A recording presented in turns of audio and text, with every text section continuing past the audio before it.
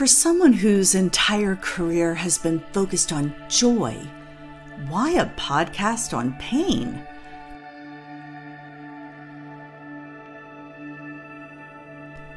Because these stories need to be told.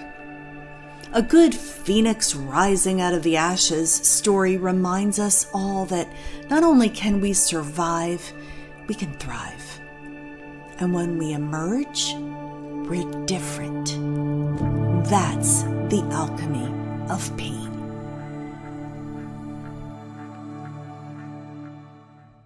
And welcome to another edition of The Alchemy of Pain. In this podcast, we talk about painful situations that have changed people forever. When they've gone through them, sometimes they wonder, will I ever make it through? And yet they did. And in some ways, they are better people for going through these things they would have never chosen for themselves, of whom I am chief. And you all know my story, but I have the honor of speaking to amazing individuals who have found purpose through pain. And when I saw the title of this next guest's book, it sort of stopped me in my tracks. I want to welcome Lauren Chava Rose. She is a clinical social worker and a writer and psychotherapist. And before we go any further, can you please share the name of your book that stopped me in my tracks? Sure. Thank you so much for having me, Brenda. It's really a pleasure to be here. So I am the author of a memoir that is called The Heart Word: How I Lost It All and Found Myself. The Heart Word: How I Lost It All and Found Myself, which obviously is a story in itself. Well, first of all, what did you lose? A lot.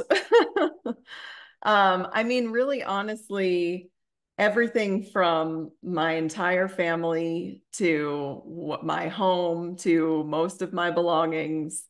And I think like a lot more than that. I think those are kind of the physical things that I started with in this book. And it kind of opens with me walking away from my entire family. And that just set off a string of, what I refer to as tower moments that just continued to unravel more things that apparently were out of alignment in my life.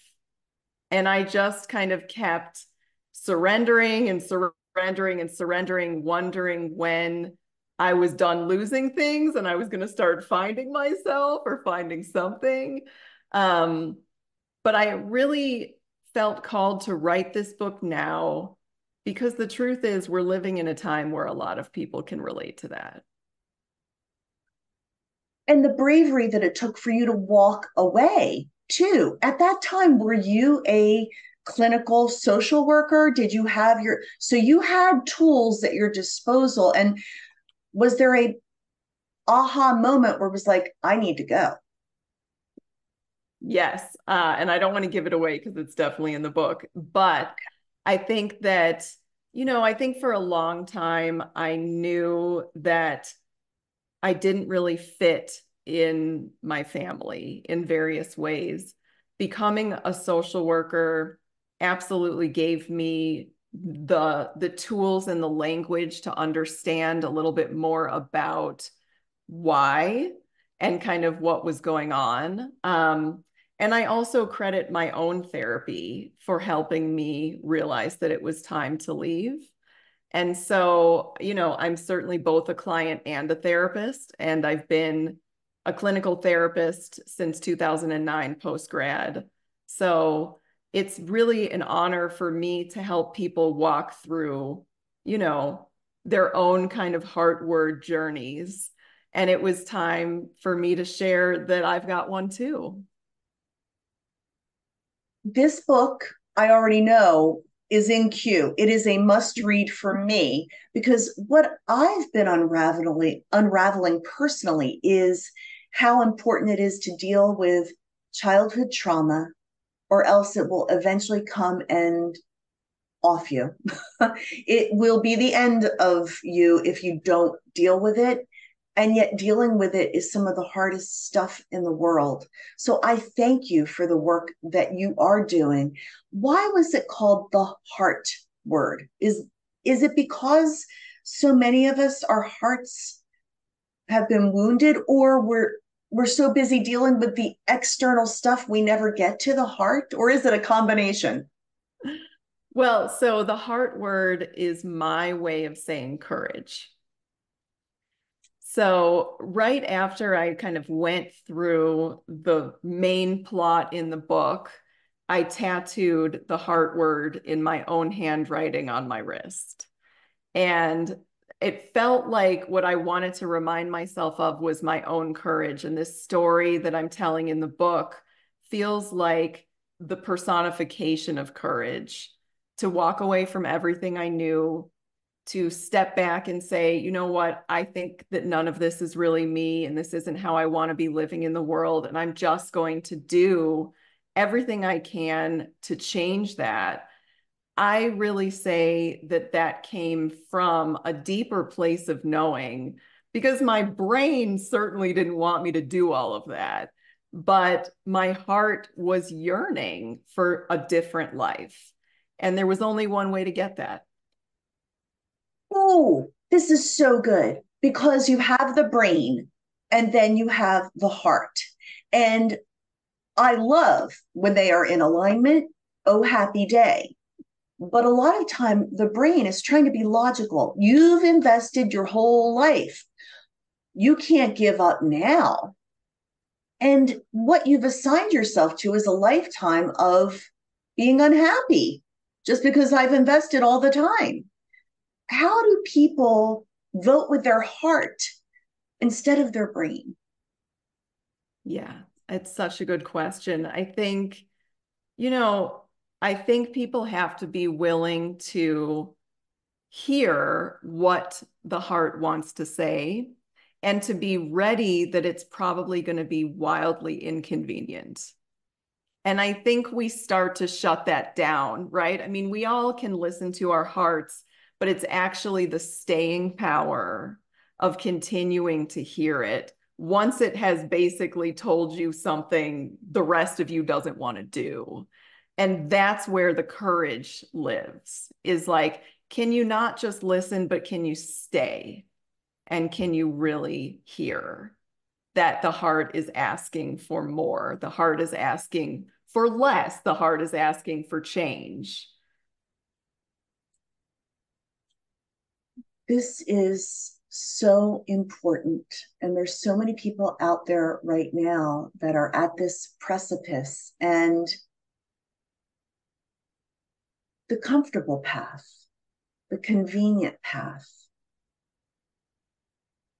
Well, it's comfortable and it's convenient. What is the relationship to choosing the inconvenient and uncomfortable and your own sense of self-worth? I love that question. I think it's totally intertwined. I think a lot of, and this is, some psychology speak coming in, but I think, the ego wants us to stay in the status quo. The ego will always fight to remain wherever you have chosen to be, you know, in your family, in your relationships, in your job, in your home, in your city, et cetera, et cetera, et cetera, right? And the heart doesn't care about any of those things, doesn't care how long you've been somewhere, doesn't care, like how badly you can fight for whatever you've built. If it's inconvenient, if it's not working, if it is breaking your soul, if it's breaking your heart, there will always be a part of us that is trying to get our attention. And sometimes that happens in really quiet ways. And sometimes that happens in much louder ways. Like when I woke up on Mother's Day of 2018 and said, I'm estranging myself today, which seemed like the worst possible day to do all of those things. And I had actually been ready for months, but I had been kind of waiting for the right time. And there was never going to be a right time to basically just go hard right and change everything. And that particular day, I just woke up and I said, I'm done. It has to be now. It's got to be today. And that's where my book starts. Ooh, all right. I want to go back to what you said about ego because I think a lot of people have a faulty idea of what ego is. In fact, some might say ego is voting with yourself because you're more important than other people. And no, no, no, no, no. In fact, ego is the thing that wants you to stay stuck. It has it's the actual opposite of self-worth in a sense. Can Mm-hmm. you talk about ego a little bit more and how it lies to us? Well, so I think, as a therapist, I'm always going to fight for all parts of us having a purpose. And I think that the purpose of the ego is an understandable one. It's here to protect us, it's here to create a self-image, it's here to largely fit within the confines of society in one way or another. And we kind of need that, or else everything would really fall apart. The problem is if that's all we're leading from, we lose ourselves. And that feels ironic because those parts of us feel like they want us to understand ourselves the most. They think they have the most to say, but it's really not coming from us. It's certainly not coming from a soul-led place in the way that the heart speaks. So I think that, there's a lot of people potentially living more from an ego space. It's been safer to do that. It's comfortable. And that's important, right? It's not always the right moment to shake up everything. But I think that if we're not willing to ask ourselves, have I stayed too long? Are there parts of me that I'm not listening to?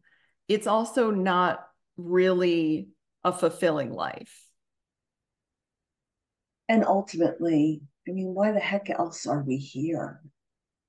Are we here for the purpose of how many things we can collect? No.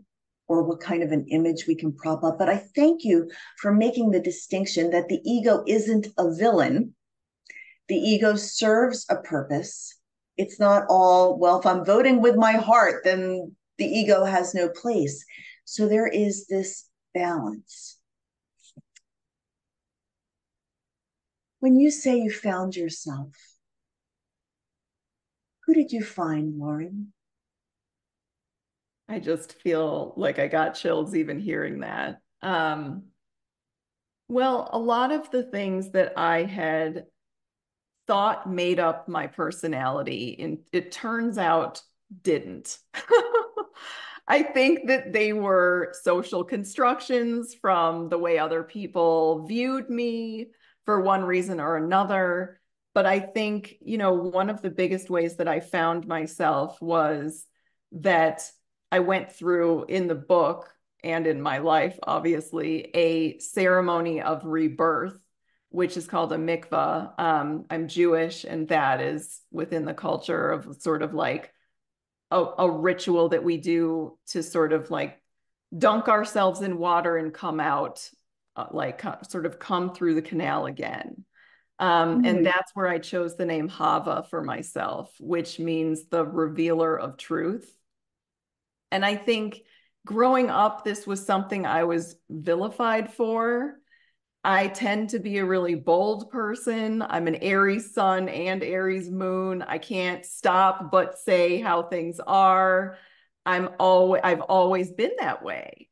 And that was not super convenient where I came from. And I think that I didn't always like that part of myself either. So I think when I kind of shed all these things in the process of the book and the story that the book tells, I ended up realizing that maybe I was always really Hava. And I was always supposed to be the revealer of truth. And that's my superpower, not just something that, other people didn't like. This is an important point. Your superpower is often the very thing that is a source of division and problems. You're the problem. You're the problem because of your superpower. And so you can identify it as a problem rather than as the gift Yeah. that it really is. And that's a big shift, identifying it as a gift rather than a problem.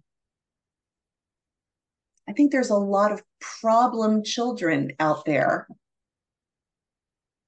who could find a lot of peace with making peace with that statement alone. Yeah. Like, what if the way you've been challenged the most is actually your superpower? And this whole time, you're here to hone that. So it's a journey to discovering these things.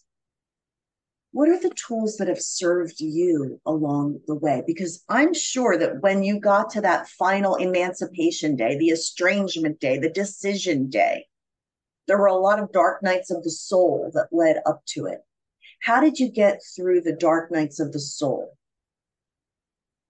Yeah, I mean, there's one big dark night of the soul that I write about in the book that actually comes kind of after the estrangement, where I'm holding on to maybe some of the residue that my soul is asking me to let go of. And I think too, but like to answer your question before, sort of what led to getting out the door, really. I didn't do that alone. And I think that's a really important point here. There's many different elements of my story that I had to walk by myself. But wow, did I have helpers. I had helpers from this realm and from other realms. I had incredible friends along the way that were really supportive and really there for me. And ultimately, I left my family and went into, the net of all of these people waiting for me on the other side. And I think that's really critical because we need to make sure that we're going to be held on the other side of jumping off of a cliff. And that even if our heart is telling us to jump, right? Like, and this is where I think the ego mind can also be helpful. We need practical supports. And so, I've been really lucky to work with incredible therapists. I've worked with some shamans that I talk about in the book who definitely helped me get where I am. And I have friends that feel like sisters and have just taken me in. And so I really do feel like this is a story of all of us helping me get where I got. I think it's so crucial, the point you made, though, that when you emancipated, when you estranged, when you finally got out, it wasn't like it was over. There was residual. And so many people in my own life say, gee, Brenda, you are brave. You did this and you did that. And what you don't see are the nights that I lie in bed and cry because I'm still making peace with the decisions I've made in my life. And so it's not necessarily a clean break. I'm glad I made the break, but dealing with those residual feelings. It's a real part of it. And not assigning them as good or bad. They just are. And it's okay to feel all of those feelings as many times as we need to. I think I wrote this book and a lot of people ask me, what does it feel like now? And I'm sort of like, well, I wrote about some of the biggest heartbreaks of my life. And so, of course, that's still work I'm doing. It's work that I will always be doing. And that's not a problem. That's what it means to be alive. But I do think, to your point of just, the alchemy of pain, is that it's never exactly the same. You can relive the feeling, but it gets alchemized a little bit more each time, which is why I love the name of this podcast. I feel like it's exactly what I believe happens too. Wow, thank you for saying that. And I think you've explained it better than I have in this entire series. It started simply because my life fell apart. And I would have never chosen the way it did, Lauren, but I know I'm different as a result. And I know that the things that changed in me were necessary for me to fulfill my purpose in life. And I learn from every guest. And I'm so honored that you're here today. And if you are talking to someone that's listening or watching and they need to go, it's been whispering in their soul for so long. You've talked about the need to have a net, have a have people to hold you on the other side of it. What else would you advise someone wrestling with this very important decision? I think, take your time. This is a big, big shift. And the thing is, right, if it's a shift that needs to happen, you're going to keep receiving the message. And to just trust that, right? Like, I really, there were a lot of times where I thought, I wish I would have done this all sooner. And I think there's no way that could have happened. And so if someone is maybe, I would say, at the beginning or the halfway point of change, changing something really significant, to really let that get digested, and to know that it's okay to continue the conversation between your ego mind and your heart, and to just leave that door open, because the heart will keep telling you, not yet, not yet, now. That is so helpful. If it is a message that is necessary, it will keep coming. It will keep tugging at your heart until you have the 100% yes. Now is the time. Aside from being the truth teller that you are, what else has emerged in your life as a result of this shift? Who else are you today aside from the truth teller? Well, I mean, I didn't know that I was really a writer in the way that I think I've discovered I am. And that I think I've always felt like my words carried power. And I think that was always how I was received, both in positive and challenging ways. But I think that Chava is a writer and always was. And I think being able to write this book and see the way that my story came together, and just take the time to listen to that soul calling, right? Because I think there's sort of the calling that started the whole journey I was on. And then, to your point, the continued tapping on my shoulder of, it's time to write the book. You've got to write the book. And I kind of whack-a-mole that away a lot of times. And it just kept coming back until I finally surrendered to that. And so I think, I'm so grateful that so many people are responding so well to the book and to my words. And that's what this is all for. But I think I discovered that this is something that I really love to do. And it's one of the gifts I didn't know I had. And the way your face lights up when you talk about it, too, that is so special. Like, that is you living your purpose. How can people find and follow you? I want to make sure I get that question in, because everybody's going to want to find your book, follow you, and learn more from you, because you've only just begun to write and to share and to lift up a banner for other people. So we want to get in on it. How do we do that? Well, I welcome anyone getting in touch with me, you can follow me on Instagram at Lauren Chava Rose, just my whole name. And that's my public author Instagram. Can also go to my website, which is laurenchavarose.com, and sign up for my newsletter where you'll get special poetry and prose once a month from me, plus updates about the book and any podcasts that I'm going to be on. Like this will certainly be linked in the next one. And what else? My book, because yeah, of course. The book is on Amazon. And it's the title again is The Heart Word, How I Lost It All and Found Myself. And it's available in both ebook and paperback right now.